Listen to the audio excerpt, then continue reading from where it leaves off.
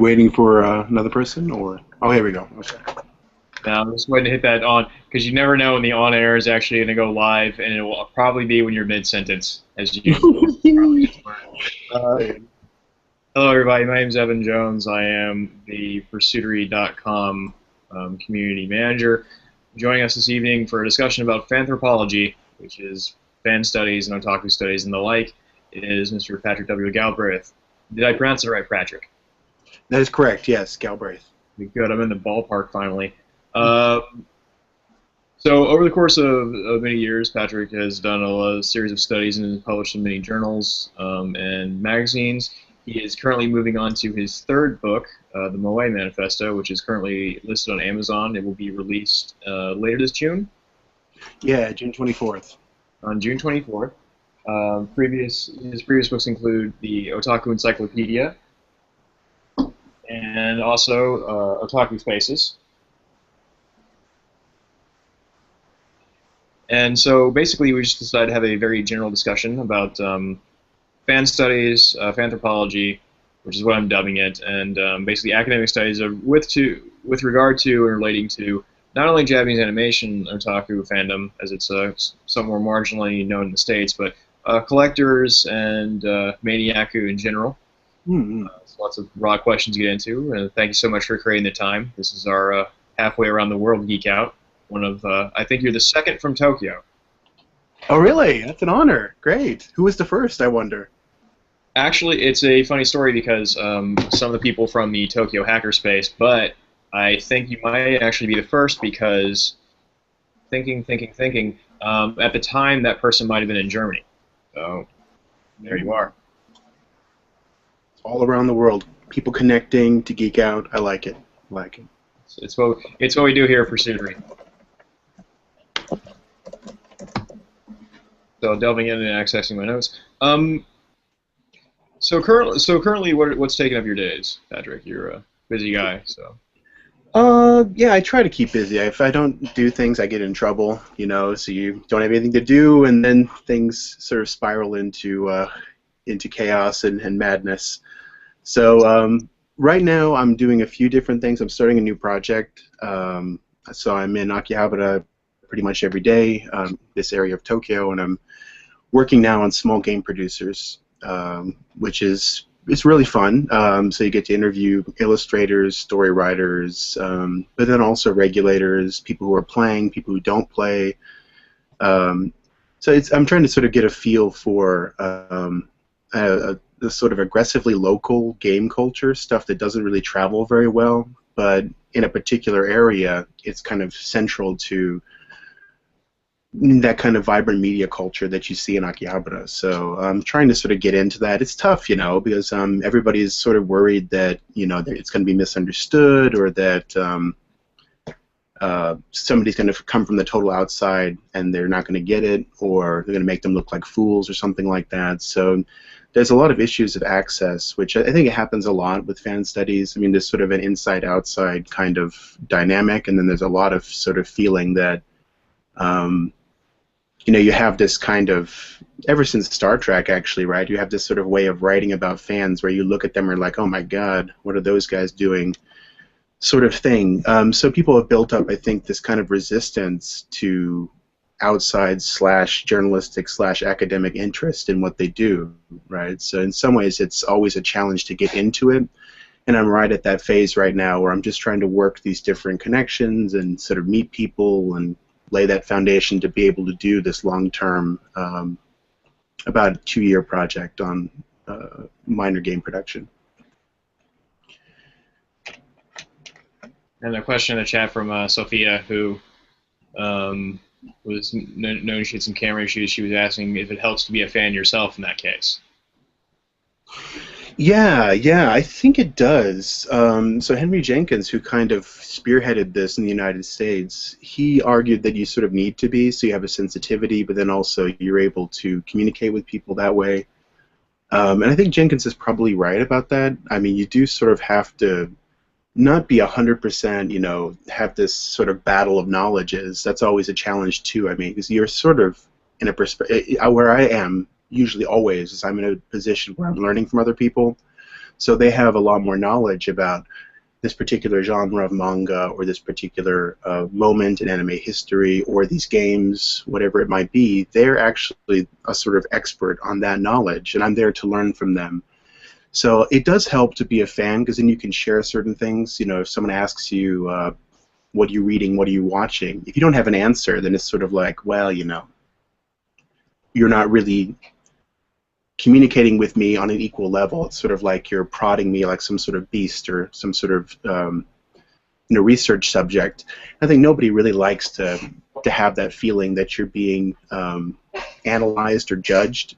So I think it really is a good thing to try to participate. So if you have a sort of inclination or a sort of interest in this sort of thing, then it's sort of give and take. You're able to communicate and share with people. So I'm into this, what are you into? And then you sort of make a friendship and then build it on that. And I think those sorts of negotiations of shared interests are really the most interesting, because people tell you things and they take you places that they wouldn't if you were just sort of like sticking a microphone in their face kind of thing.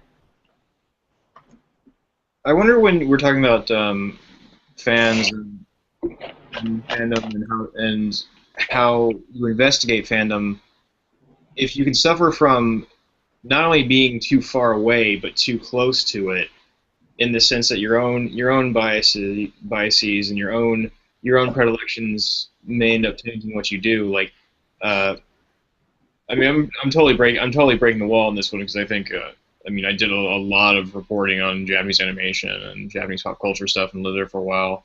But it's one of those things where I actually now am at a point in my life where if I look at something, I spend more time like talking about like fandom and exchanging information and like the study of this stuff and kind of reading about it almost anecdotally than I do consuming it in its proper form. You know, as I sit next to my projector and I realize I have a stack of DVDs behind me to watch, including a still wrapped Fist of the North Star box set. Yeah.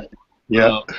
It's a different point in my life, but it's one of those things where I wonder if it's a balancing act between the two, and one of those things I just always think about, like how do you keep that proper distance, but how do you bring the background and your own experience into writing about this stuff? Because you've got to be passionate to write a book, and you've got to be passionate to do master's degrees or graduate degrees, or in some cases second PhDs. Plug. If you're really masochistic, then you do that, right? If you really need that kind of recognition, yeah. If you get bored, you get to run around screaming "Grand Slam" for the rest of your days. That's right. That's right. So if you're able to really get all of those, yeah, but you're right. I mean, you have to sort of have a kind of a reason to do it, I think, and it's the same for writing books and doing a degree. If you don't really have a reason, then it gets really old really, really quick. So you sort of have to have a kind of interest, and then you do find, I think, with most people, whether they admit it or not, they choose things that they're interested in. So someone who's interested in food and food safety might do Fukushima, or someone who's interested, the reactor up there and the food safety and what have you. Someone who's interested in anime might do anime, right? I mean, so we don't need to deny that. I mean, I think that it's kind of the objectivity of academic inquiry is something that has been under fire for a long, long time. I mean, so we don't need to pretend that we're scientists out in the world, gathering data in the terms of like it's stripped down kind of thing. So I really feel like you do have to sort of personally be involved, but then know that it does shade your understandings, right? I mean, if you get really into it and then you start communicating with someone, I just had a discussion recently with a group of fans. We were talking about this series, Love Live. It's not a very great animated series, but people really like the characters. And there was 2 faux pas. I love faux pas because it sort of teaches you kind of what you can and can't do. So one of them was, it was one of the characters' birthdays, and I didn't know this. And instead of saying, okay, wow, wonderful, I love that character, I was like, she's not the best. No, this other one. And then it was like, wow, don't do that, right? So it got too much involved in sort of communicating my own personal tastes, and then that conversation went in a direction that it might not have. And then another one in the same conversation, somebody was talking about kind of directions in animation and that kind of thing, and Space Dandy came up, and I'm not the biggest fan of Space Dandy, but I said something along the lines of, that's no savior of animation. You know, there's other kinds of things that are going on. You know, that's kind of like really weird to say that this is the best animation, that sort of thing. And somebody there was a really big fan, and so it became sort of like a nerd fight kind of thing. So I mean, it's all, if you think about it, it's all experiential information coming in. You're really learning things from people and seeing how they interact, but at the same time, you want to be sure that you don't overpower and change directions. So what I try to do is get involved, but then sort of be aware where your position is. So I mean, you're never really going to get to. I mean, that there's two extremes. If I can be schematic about this, one extreme is you try to be totally objective, where you're not really involved and you're just sort of observing what people are doing, right? Then the other one is totally subjective, where you go into a place and you're sort of feeling things and you're trying to get to the native point of view, and then you're sort of taking over that position where you sort of sense and feel what otaku are thinking or what fans are thinking, that kind of thing. Both of them are kind of problematic, I'd say. So objective denies your own personal experience, and then subjective denies the experience of other people, and you sort of take over their position where you're able to say, okay, well, as an otaku, I can speak about how otaku would perceive this film or something. And that's dangerous, right? Because then you silence people. Both ways, actually, you silence people. So you have to always, I think, be involved and be aware that it's an interaction, a collaboration, and then sort of see where your position is and how you're interacting with the person. And if you can deal with that, and it's really always kind of this weird navel-gazing, able to sort of do that and not just be kind of like that outside scientist or that insider who has all the knowledge. If you're able to negotiate those two extremes, then I think it can be very productive to learn from people in the world.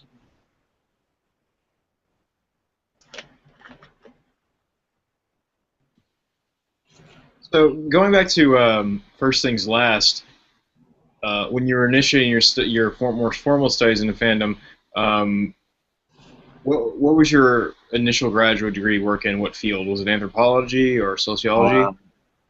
Yeah, so there's a weird backwards way that I did things. So I was originally from Alaska, and then we moved to Montana after the oil fields sort of changed a bit. So my dad worked at Arco, and then Arco collapsed.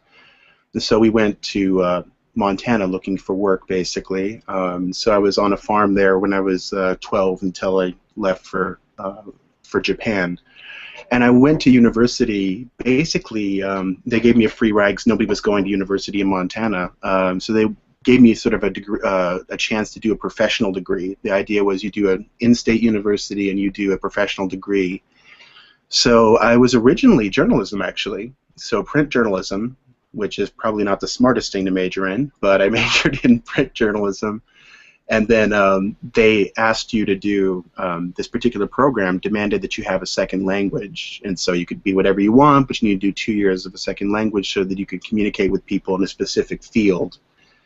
And I chose Japanese. And then I became really, really interested in the language. And so I started translating and stuff like that. And then I ended up double majoring. So I did Japanese translation, Japanese language, and then print journalism. And then I took that opportunity through my degree in Japanese to do an exchange in Tokyo. And then from there, I did Japan studies.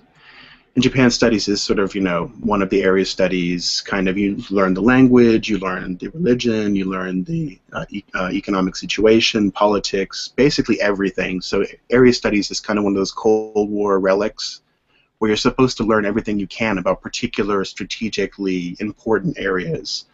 What's cool about area studies is that it's a very specific set of knowledges. So when you're talking about, you know, the policy positions of Asaltado, you need to know sort of those broader sort of webs that make his statements significant. So it's really a kind of situated knowledge, which from there was pretty easy to sort of shift to anthropology. I mean, the difference between area studies and anthropology is a little bit more reflexive about what it does. It's not really talking about the Japanese or that kind of thing, and it's a little bit more theoretically rigorous than area studies, but they're connected in some ways. And then between those two things, between area studies and anthropology, I did a degree in information studies. which is kind of like media studies, archiving, looking at old records and old documentary films and stuff, and trying to sort of put together archives and try to figure out particular shifts that were happening in magazines and newspapers and films, TV, things like that. So that's kind of how I got into it, from Alaska to Montana to Tokyo. So to talk about the shift between your work in, I guess, in animation studies, particularly into what you're looking at now, and the upcoming book, do you feel that there's a lot of overlap between types of otaku and types of fans, more so than people be willing to admit, because there's a lot of narcissism from small differences among fans? Like, okay, well, I'm into mecha, but you're into that mecha, so you're not into mecha like I am. Yeah, for sure. I'm flying out particular terms because it's 7:21 p.m. On my side of the fence, but do you find that those same kind of little small differentiating factors between groups of fans to exist in other metrics and interest in fandom? Yeah, absolutely. It's kind of amazing if you look back at the record of, you know, the sort of evolution of fan culture in Japan. And I mean, it's pretty clear that it begins in the 70s and then it gets stronger in the 80s and that kind of thing. But if you look back at the particular moments when people were getting really excited about particular series, there's always a kind of, you know, a narcissism of minor differences. Like among sci-fi fans, for example, it's really famous that people rallied around this giant robot show, Mobile Suit Gundam, right? So it was canceled and it was sort of revived in films because of all of this huge interest. But if you look back at magazines and books and things that were published at this time, sci-fi fans are like, Gundam's not sci-fi. Like melodrama and character-centric, and it's not interesting at all. And look at these freaks. They're wearing Gundam costumes on the streets of Harajuku. How weird are they, right? Why are they doing fanzines about Gundam? Wow, weirdos. So it's actually very similar to what you sometimes hear about fans today, right? So I mean, among sci-fi fans, there was an othering of a particular sci-fi show, an anime show, but something that they thought wasn't quite up to snuff, right? So you're constantly getting this sort of thing. You know, is it a real animation? Is it sort of the good period? Is it sci-fi? Is it not sci-fi? I mean, is it sort of too much character? Is it too much melodrama? I was surprised by how closely that Gundam debate mirrored some of the stuff that happened, you know, in the 2000s. Sort of the debate about, okay, well, now it's all about, you know, slice of life, and it's all about melodrama, and it's all about characters, and nobody's serious about, you know, this complex world of, you know. So they were talking about science fiction, but, you know, whatever we might want to say, I mean, this sort of complex story world, or this complex sci-fi world kind of thing. So instead they're focusing on the romance, the characters, the everyday life, that kind of thing. So I mean, the same sorts of critiques come back again and again. And I mean, most famously, I mean, you were talking about differences in categories of otaku. I mean, it's really interesting to me how the word itself was even, how it even came about. So an idol fan, a guy who's into idol singers, basically says, I don't like you guys making fanzines. You're really gross and weird. You don't know how to dress. You're not cool. So I'm going to put you into a category of otaku, right? And it's men, women, young, old, everybody. You're unfashionable. You're gross and weird. I'm a cool fan. So you could already see that kind of othering dynamic happening in '83 when the term was kind of first, when it solidified into the particular meaning that it has, that it had throughout the 80s and 90s, which is gross, weird fan. And so it really is a dynamic of some, yes, it's cool, but then not you guys. Right? So there's always that kind of, I think, inner tension and infighting. I mean, whether or not people are always very similar, or if there's some sort of overarching connection between different fan groups.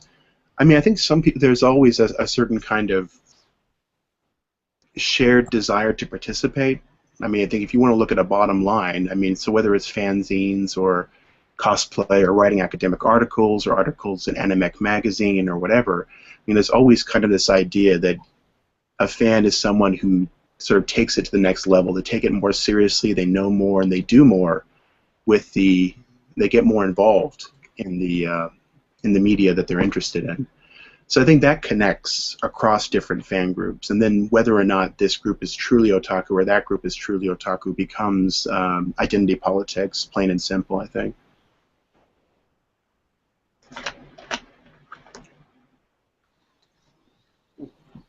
Excuse me, stumbled or something. How much do you see as actual physical ownership being one of the defining factors of modern fandom? Because we're always constantly deluged with the argument that there's fewer and fewer retail spaces for things like records and books and music and movies and DVDs and the like in America, and digital downloads are becoming more popular, and as well as illegitimate digital downloads. Do you see that often something people who are obsessed with, like, I need to have it and own it in a physical capacity, especially considering your work with Otaku Spaces? Yeah, so Otaku Spaces was an interesting one. So what we tried to do with that book was a few different things, but first was the collector otaku thing. So we were basically looking at different people who were identified as, and then we would ask them, questions that usually you wouldn't ask, like, are you an otaku? Or what is collector and otaku, things like that. And it was just this rich array of different understandings about what it meant and whether it was generational, whether it was about gender, whether it was about what you collected. Some people said it was about that. Or some people said, well, no, I mean, a collector puts things into boxes and puts them up on shelves and they want to own everything, but an otaku is someone who just really is so into it, right? So you don't buy a figurine to put it on the shelf and put it into a collection. You buy the figurine to take it out of the packaging and play with it or look at it or, to build it or that kind of thing, right? There's something about you want to get your hands on it, you want to play with it, you want to be involved with it. So everybody had these different ways of understanding it, but it really exploded some of these understandings. There was this one interview, this young man, Quintessa, who was into trains and ranger shows, like transforming, Ghost, Power Rangers kind of stuff, and light novels, a whole bunch of stuff like that.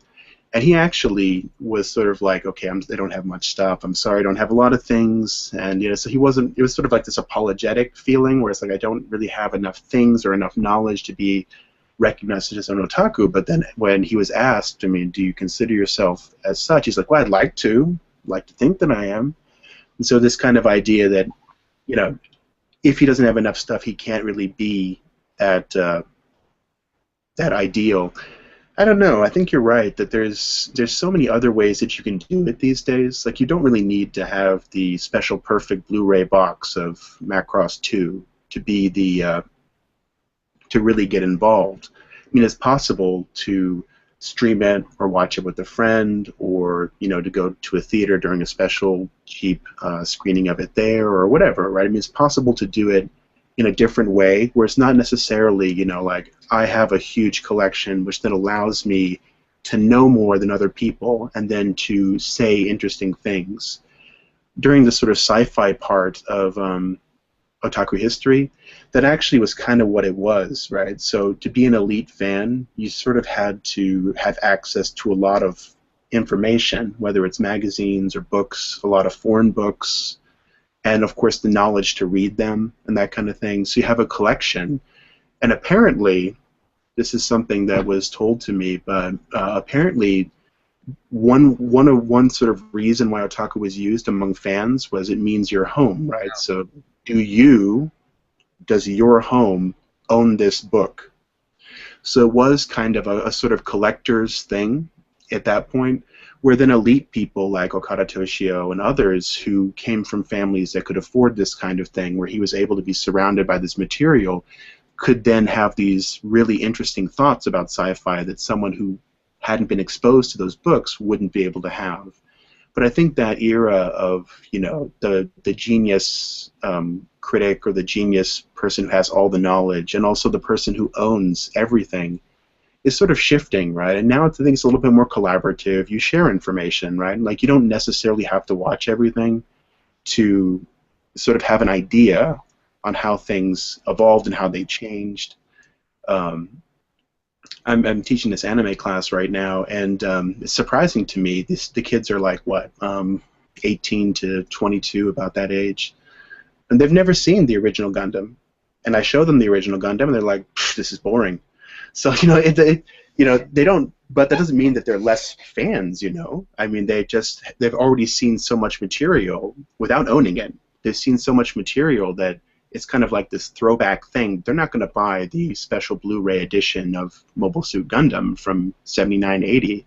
That's really not what they want to do. I can imagine some fans like wanting to own that Blu-ray, but I think that's kind of maybe less common these days. So I think there is a sort of a shift between, or a difference perhaps between a collector who wants to own and put it on the shelf and make sure he has everything, this sort of completist mode of engagement, and then this other mode of engagement is where, you know, I just want to enjoy it. I'm going to watch as much as I can. I'm going to talk to as many people as I can. I'm going to write blog posts, and I'm going to put it on Twitter and that kind of thing, which is a very different way of engaging the material, but it's no less intense, I think. I mean, it's not like they're more shallow or something. That's one critique that some people levy at young people today. Well, oh, they're just shallow, right? They're not really getting involved. They're not really owning things and watching it 20 times and really sort of getting into it and, you know, showing people the series and making them get into it and sort of sharing their deep opinions about, okay, was Char really Garma's friend or not, or whatever. I mean, like really watching those series, those moments very closely to then get that insight. Instead, they might be watching 5 different series and then noticing that these characters look similar to those characters. They're both ways of engaging or going the extra step beyond just normal watching, I think. So I think both are fan engagements, right? So that's just a long way of saying I'm not sure that you have to own things to be an otaku, and that was one thing that came out with Otaku Spaces, just the variety of different people who were, you know, collecting calculators and not, you know, anime manga stuff, but they were huge anime manga fans. So I mean, what they collected didn't necessarily reflect who they or their particular engagements with the media. We kind of skipped over a point earlier. We also skipped over my excellent Record of Lotus Wars joke. Skipped over a point earlier that I want to ask. With so much coming out and so much being aimed when we speak about, you know, we speak of these preset definitions and specifically in the English language fan studies world, otaku being you like this, whereas I knew otaku who were like, say, very much into a certain time period of literature, train spotters, people that were obsessive about one thing or another.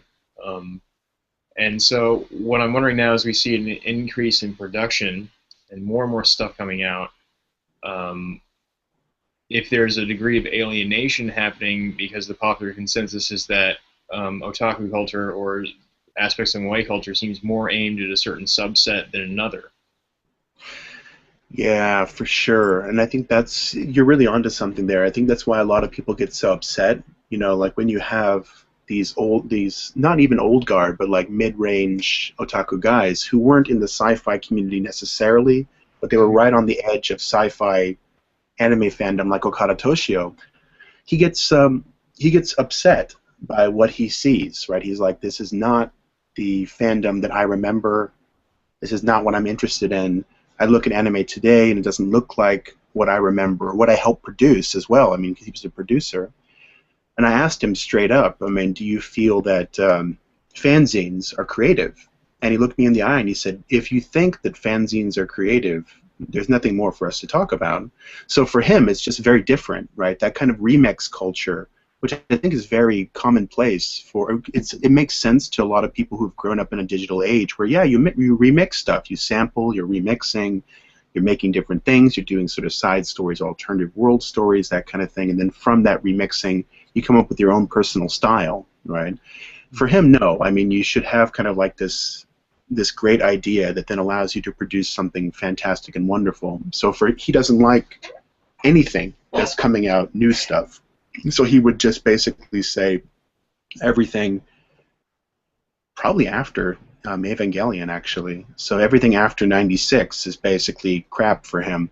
So I mean, there are people like that who I think their particular interest isn't represented because the market isn't really there for it. So people aren't really going to be buying as many figurines or as many toys or as many Blu-ray discs, right, which are incredibly high priced. But if you can reach that niche market, then you can survive as a studio, right? Even if you're not making money off of sponsors, even if you're not making money off of commercials and stuff like that. So I think that there is that kind of alienation happening, or that sort of tension between different groups, for sure. But at the same time, I mean, I wish that like Okada and people like him would watch something like Madoka and just see that actually in 2011 we have a deconstruction of the cute girl genre, right? Magical girls. I mean, so it's not as if there are no interesting works being produced. With half as many episodes as Evangelion, much lower budgets, and still an extremely interesting series that is really well done, that shows you kind of what the genre is supposed to offer, overturns it, and then leaves you with this powerful message. So I don't know. I'm still really excited about what Japanese media can offer. So I hope that there won't always be kind of like these camps that say, okay, well you're kind of the one that everybody sees, but that's not my jazz. So I'm not interested in you, and then you're not a real fan, and then that one small step from I don't like what you like is you're not a real fan. Well, you're not a real fan. Then you have this weird infighting, which I think divides opinions, and then you basically have micro fights instead of kind of people celebrating the art form. It's more like tearing it down in different ways, which is sad, I think.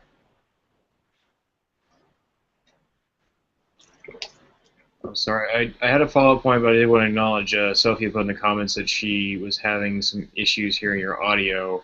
I'm okay. Can I hardwired in, so I'm not really having bandwidth issues. That's Sophia, maybe your connection.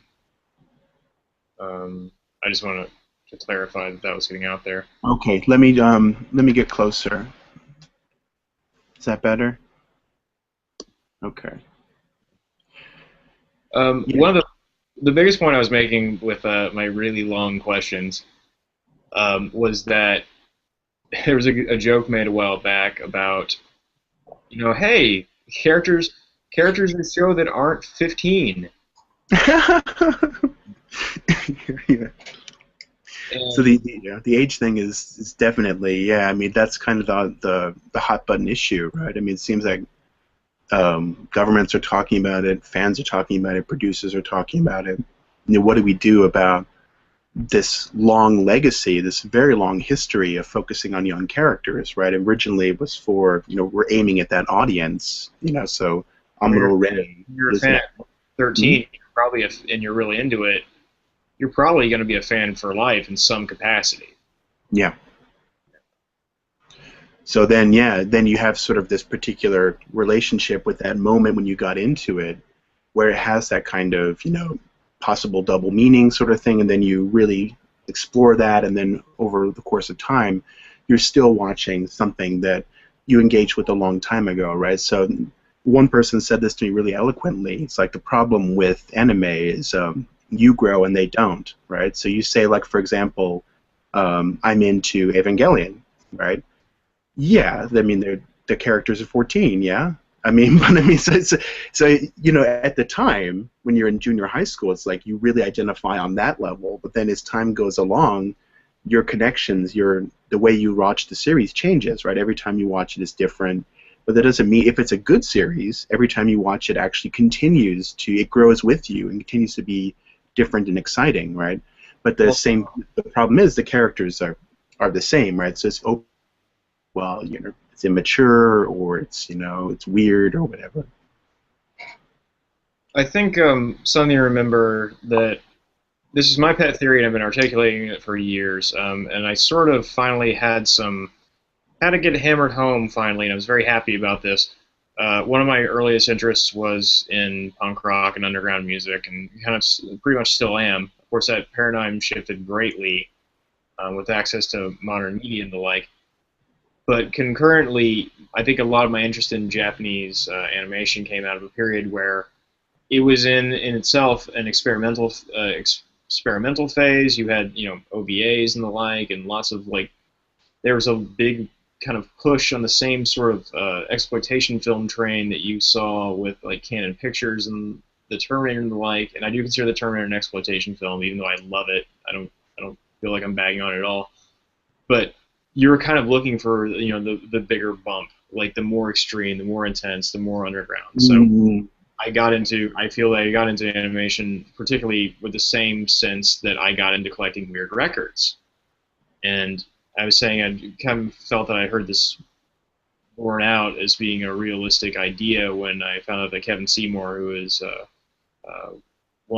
he was one of the head people at U.S. Renditions and recently passed away a few months ago, if I believe correctly, was very much into underground music in the same way. There's that kind of scrolling through and looking back and crate digging to kind of get this weird stuff and then put it out there when it may have been of very little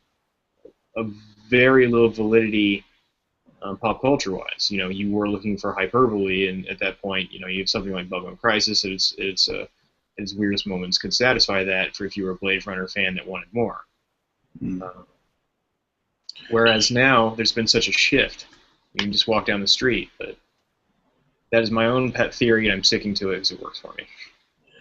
No, I mean, it's really interesting that you would say that. This book just came out from Duke University Press called Japanoise by David Novak, and he's talking about noise. Yeah, sort of the way that Japanese music came into the United States and how things that really were hard to categorize were sort of read as noise. It's like Shonen Knife, which is not noise. It's but that was sort of read as kind of funky, weird Japanese music, and so it came together in this kind of amalgamation, out of order, you know, getting these kinds of tapes or getting these things that were not circulating in these major stores and things like that. People are passing it along. It's a bad recording, that kind of thing, and so you get this kind of distortion in the reception.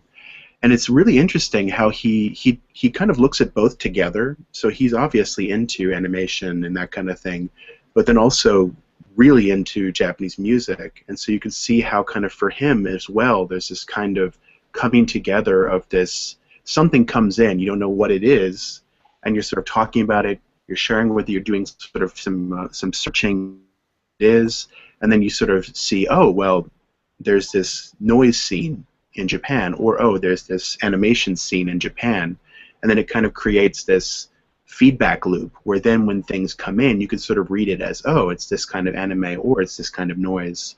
I mean, so I think those feedback loops are so interesting, and then the ways that people sort of make meaning with what they receive.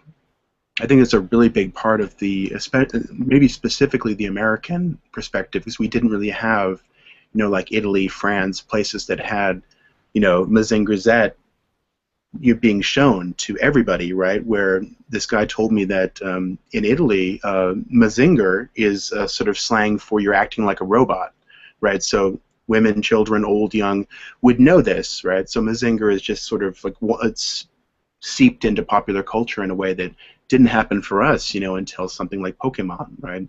So before that, I think there was many years from the 70s up until the 90s when there were kind of people who were looking for that new thing, who were getting that tape, who were sharing that, who were writing sort of liner notes and what have you. So it does seem to be a similar kind of, you know, subculture engagement, like what you're talking about with music fans. It's kind of amazing and cool, I think. I mean, I didn't have access to that stuff in Montana, unfortunately. It was more like, you write somebody, please sell me this kind of thing. But Well, the obscurity was the kick in many ways. By the way, I was getting a little bit of an issue with your audio there. You got it very robot-y, which I think is funny considering your I'm amazing a robot. reference. Yeah, see, I'm a zingering. That's what I'm doing. Yeah, Well, okay. you can always cut video, or you can, if you scroll Okay. to the top of it, you can hit that gear and like pull it back down. And then hit the gear. So, all right, Okay. it just went. Yeah, it just went a little goofy on you. Okay. Is it sounding okay now? Yeah, it sounds solid. Great. Okay, But yeah. well, the Yeah. obscurity.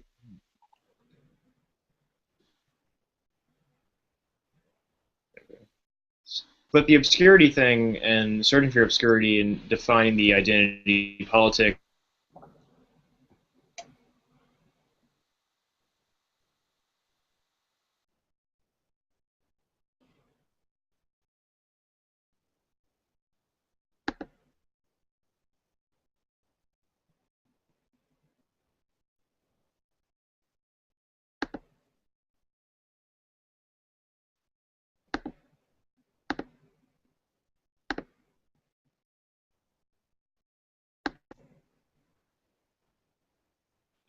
Oh, looks like he fell out. He dropped down.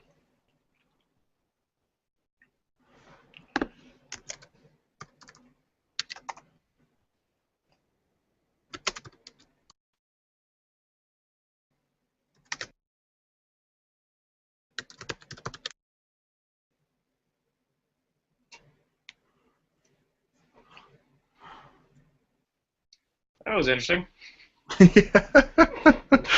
Yeah.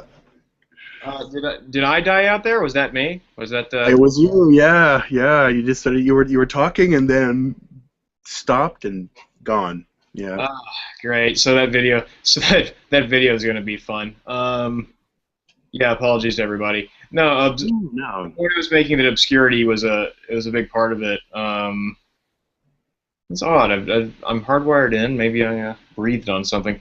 But the hunt for obscurity and the personal identity politic that you get out of it, and the kind of joy that you can associate with having this thing that not many other people are into, and if they are into, you can have that much more of a connection with them. Um, Yeah, for sure. I think that applies just as much as to like looking up, Hijo Kaidan records and the like that Novak was writing about, as it did, at least in my own personal case. I'm speaking ethnographically. Read. I have a bunch of mech at my house. Of that kind of form of expressive medium, whereas now I think it's really easy to bag on, and this is see where I tie it together in the last 10 minutes. I think it's easy to bag on Moe and Mm, those kind of forms of fan culture, and just as it is like you'd say like, oh well, people just like X-Men aren't comic book fans, people right. who Right. Star Trek films aren't science fiction fans. I think those are the same kind of jumps that people can make just because they're very easy and it's low hanging fruit. It's very popular. Yeah, absolutely.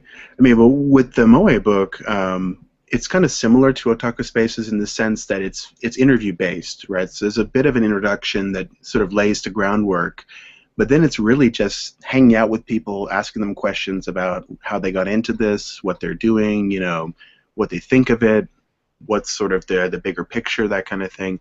And it was surprising to me how many people had very personal stories to tell about especially anime, right? So sort of saying like, for me, I couldn't get to sleep at night. I was having sort of these terrible panic attacks, kinds of things, and then I saw noir, and then the area of noir became like, wow, this is so incredible, so amazing, and then they began to write fanzines about the characters of noir and that kind of thing, or putting up posters on their bedroom walls.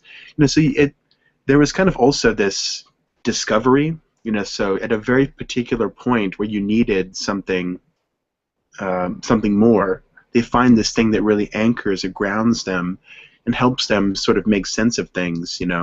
And then the most extreme example are the people who have long-term relationships with characters, right? So it's really such a personal and intense feeling that you get from this encounter that you're able to sort of say, okay, well, not only is it my thing, you know, like discovering this thing and finding it in the record bin, but also I'm going to devote myself in this kind of very public way to this relationship, which for me is very real and very meaningful.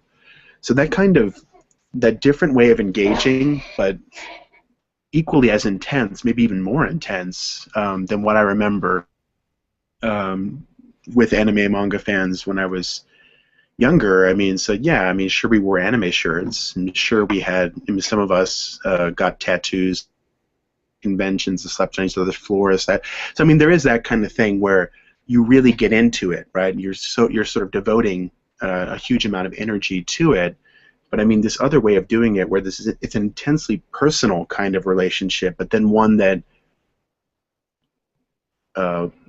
folds out into other kinds of relationships, where then you're producing fanzines, you're buying figurines, you're going to conventions, you're getting signatures, So I mean, I thought the moe stuff, I think you're right. I mean, it's easy to dismiss it, but I think probably the issues are beyond just the characters, you know. So if you want to talk about what's wrong with the industry, you know, you're right. I mean, it's easy to say, okay, well, there's too many people who are into characters, and these people are buying character goods and media, which then makes it a particular kind of market skew. But then if you think about it, I mean, a bigger problem would be the fact that studios aren't making a lot of money, and so they need to sort of capitalize on niche markets. And so for that sense, I mean, you have to wonder about who actually gets into a studio to produce works at this day and age. And I mean, if you're not making a lot of money, it's sort of below minimum wage, you're working so hard you don't really have an opportunity to live a full life outside of that particular job that you have, and it's not stable.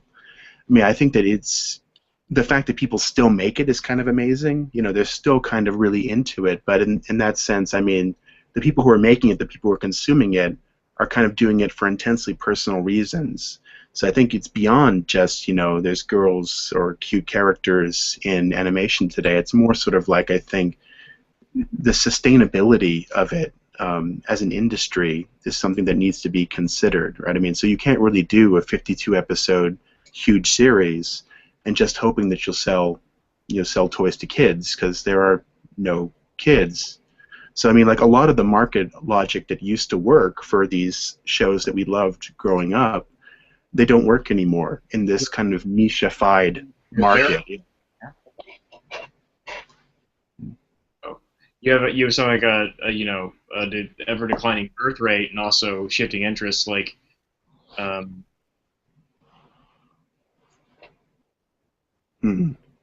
Yeah.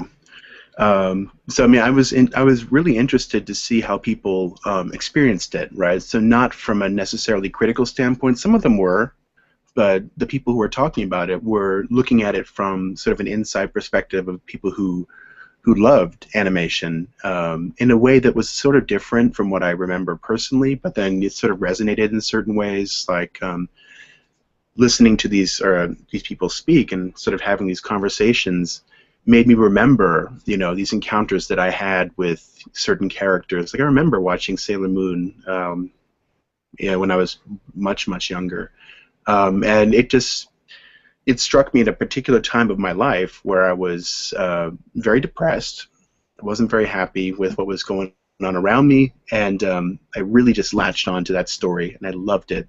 And I remember exactly the scene that shifted my interest from, okay, I like the story, I like the characters, to I'm really, really into this. And that was in the season where Darien, you know, he gets this message from the future that he needs to stop dating Serena, because there's going to be these catastrophic consequences if he doesn't stop dating her. And so he breaks off their relationship. You know, it's just kind of developed into this wonderful thing, and, you know, you're really rooting for these two. And then he says, okay, no, I'm done. Get out. You know, you're too young for me. You're not interesting. You're not. And so he gets all that, he gets all angry at her, and then she goes off, going home, collapses into a phone booth, and just starts sobbing uncontrollably. And the line art was so incredible, the music, the vocal performance, everything, right? And I just was like, yeah, okay.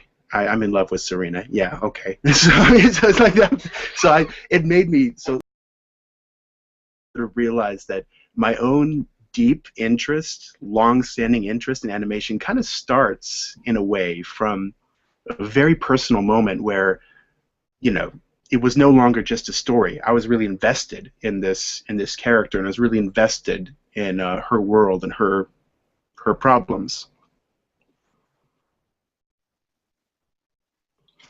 Oh, do you think the fast follow-up question, because Sophia's got one here that I want to ask. The fast follow-up question I had to that was, do you think now that you're studying and beginning to study games, do you think you're seeing a lot of people who would have worked at animation studios working at game studios? Yeah, that was interesting to me. So a lot of people who started working in the PC games, they kind of the way they narrated was there was a renaissance in the late '90s, early 2000s that overlaps with the kind of decline of TV animation. Again, this is the way they talk about it. So they say that a lot of people jump ship from animation to produce games, but they were at this particular time. It was kind of like you could do more, graphics were better, better stories, more control, that kind of thing. So they kind of saw it as a new opportunity. So if you think about these wonderful games that were being produced in the late '90s, early 2000s, which really overlaps quite a bit with what we kind of think of as the Moe boom.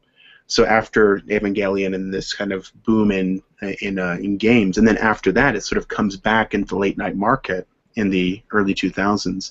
So that renaissance that happens, and it actually begins right about the same time as Evangelion. You have Tokimeki Memorial, Two Heart, stuff like that. And so I think that for a lot of people, it was an opportunity to do something a little bit different, to have a little bit more control. So it wasn't that they wanted to be animators and they went into games, but that they also saw that games offered a different set of potentials. That's one group of people. Another group of people are the group that I'd like to call like the slide downers. And the slide downers are people who wanted to do something else, like they wanted to illustrate for Capcom, but they couldn't illustrate for Capcom. And so they ended up trying different job listings, and eventually ended up at a PC game company, which accepts people without industry experience, without proper training, and it gives them an opportunity. So you can have young people who don't have the credentials to be huge creators, and yet they are, like Maeda Jun at Visual Arts. People who had an opportunity, despite being very young, to write the script for a whole game that then allows them to sort of become this superstar scenario writer. And the same for character designers. Amateurs can do it. There's a lot of people who are coming, you know, technical colleges or from having drawn for their whole lives. They're kind of picking it up and learning as they go. So there's a lot of opportunities in PC games that makes it very exciting, I think, for some people. That it's, people who wouldn't necessarily usually be doing it can do it, and then at the same time, people who had the opportunity to do it at the industry level can do it to sort of get more access to, or to have a little bit more creative freedom. So you end up with this kind of this mix of people that tells different stories, that has different characters, and then this gets cycled back into animation, right? The same way that light novels, which are super cheap to produce, you just need an illustrator and a story writer. The same way that that kind of gets wrapped up into new creative flows in animation. So that's kind of one thing I'm looking at with this. Yeah, so I mean, the creators are really interesting, and it's kind of from now I'll see kind of where it goes. But my first impressions are that a lot of people are very excited about the possibilities of PC games, and some people are more like, yeah, I didn't really want to do it originally. It kind of was my second or third or fourth or fifth choice, but then I ended up doing it, and now I love it, right? So I've never met anybody so far who's like, freaking hate these games, I don't want to do this anymore. So they're a little bit more positive about what they do than, AAA games that are more like, okay, Japan's in decline, Japan's not doing very well. So there seemed to be a little bit more positive about the potential of, storytelling and character development and things like that. All right. Sophia has an excellent question here. I'm going to read it back. What kinds of other positive effects have you noticed this media has on fans? And by media, talking about both anime and gaming culture, or is it unique for each one? She's particularly interested in this related to learning and identity development because she's studying learning sciences in graduate school. Oh, okay. Yeah, great. So there's a lot of positive effects, it seems to me. And one, I think, is just that it allows you, how should I say this, to explore other opportunities. So one person in the interviewed for the book, and I've hung out with him for quite a while, is Honda Toru. And Honda Toru is kind of, let me write his name here. And he's kind of an advocate for, how should I say this, for alternative relations, right? So he doesn't necessarily want to particular ideal or men to be a particular ideal, and instead he says, okay, well, this kind of hegemonic form of gender identity or gender performance sticks us into damaging roles that we can't actually meet. It makes us feel like less than we are. It makes us sort of hurt one another, hurt ourselves. And so he tries to kind of look at a sort of failed, a possibility for doing things a bit differently. And so, like, for example, he had all these people talking to him about suicide, right?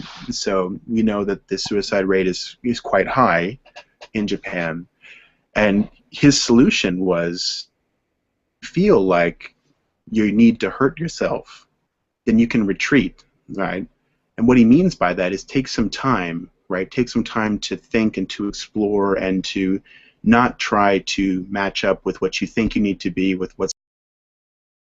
He thinks the anime, manga, games are a really good opportunity for this, where you're able to sort of go back, spend a little time thinking, spend a little time sort of exploring different worlds and sort of different parts of yourself as well, that allow you to sort of come to a certain kind of balance or a certain kind of, yeah, I think he'd say balance, that allows you to sort of not hurt yourself, let alone others. So he talks about people who have done sort of street stabbings and things like that, and he tries to sort of tell people that, you don't have to worry too much about, this particular world and your particular problems now. So I think it offers a kind of escape, but then also to explore different potentials. So I mean, all these different genders that you see in animation, all these different relational patterns and everything, he calls this a thought experiment, so a shisojiken, and he thinks that thought experiments are really very, very positive for people. It allows you to sort of come to different understandings of yourself and others in the world. So exploring other worlds and the sort of interstices between, these different worlds.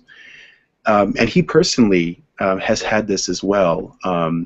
So he told me, and it's in the book, but I mean, it's worth relaying here as well. But he was apparently extremely depressed for many parts of his life, right? So he felt like people didn't like him, that he wasn't really succeeding, and that kind of thing.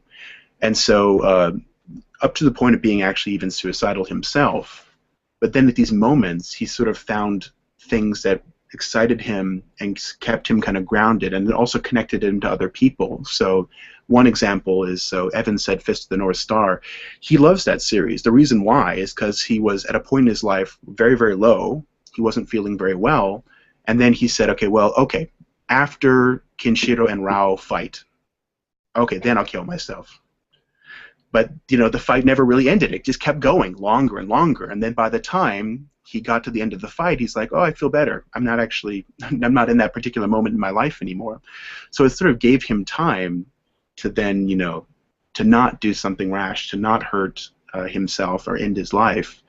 And, he had these terrible moments, like his entire house was destroyed in the Kobe earthquake. But then right after that, he finds Evangelion, right? Which then again gives him this kind of passion, this excitement that allows him to sort of start over again and redo basically his whole life, right? So I mean, these constant moments in his life where he's thinking, okay, well, I need to sort of get away from animation or stop the geekitude, but then kind of he has these particular encounters with series or characters or creators that then really excites him, gives him passion, gives him direction, and now he's social analysis, social critique, but he also writes light novels himself. He scripts animation. So he's kind of succeeded in his life by sort of sticking with what makes him passionate. So I think people like him are not that rare. You know, people who need something, who find something, and whether it be animation or trains or cars or whatever, right? I mean, it's kind of great to have that thing. And for him, the difference with animation is that it's very personal, and it's something that you can sort of get into by yourself, and then you sort of get that interaction going with the character and with the world, and then it sort of sucks you in. And by virtue of participating in the world, it kind of offers you another self or another world or another set of possibilities that you don't have right now, but then you have access to it through this imagination. So it's kind of like this cultivation of imagination that he thinks is really cool and really positive. And I agree. I mean, I think that, you know, you can never have too much imagination. You know, imagination is a rare resource these days, where it's like, well, we can't get past capitalism, we can't get past the gun issue, we can't stop wars, we can't go to the moon, we can't do anything, right? So I mean, this kind of idea that, well, no, you can imagine the possibility, right? And that can be very exciting, to imagine, well, what if it was a different world? What if it was a world where I wasn't who I am now? What if I was in a world where I was, you know, this or that, or him or her, or this creature or that creature? I'm sorry, there's a long-winded answer, but yeah, I mean, I think this is it's a really good question, and I think it's something that needs to be explored more, because I mean, it's one thing that is often said about anime, manga, games, especially those three, is this escapism, right? It's not good. It's not helping you engage with the world, or worse, it's teaching you kind of bad understandings of the world, like it's the killer games or the rape games or whatever, right? That the games are teaching you, you know, bad habits, or teaching you to escape the world, or teaching you sort of damaging misconceptions of the world. But I'm not so sure about that. I mean, to me, it seems like having an open and active imagination is a positive thing. That's a solid place. Is that a door or a penguin? The penguin. He's in the right freezer right now. He's gonna come out and offer me an Aussie. Yeah. I was trying to set that up, but not Abusu, but No, he's bringing Asahi. I don't drink anything besides Asahi. People tell me it doesn't taste good, but I tell you, no beer tastes better cold than Asahi Super Dry. That's what we need on the website aimed at 13. That's right. I just plugged that. And by the way, I am sponsored by Asahi Super. Not true. They would never sponsor me. That's a solid place to end as any. I would like to thank you so very much for your time. The Moe Manifesto will be out on June 24th. Yes. Yeah, June 24th, and I think it's supposed to be everywhere at the same time, so it should be available in the United States, East Asia, Australia, Europe. All right. It is listed on Amazon, and you can find it in many other fine bookshops. It's going to be coming out from Tuttle. Thank you so very much for making the time to talk to us. Hopefully we'll get to do it again soon. I'm going to click the stop broadcast button if you want to stick around for a few minutes and talk about other things. But as far as the Geek Out goes, from all of us at Pursuitery, thank you so very much for the time. And no, thank you. Yes, great. Thank you so much. And we'll see you soon. I love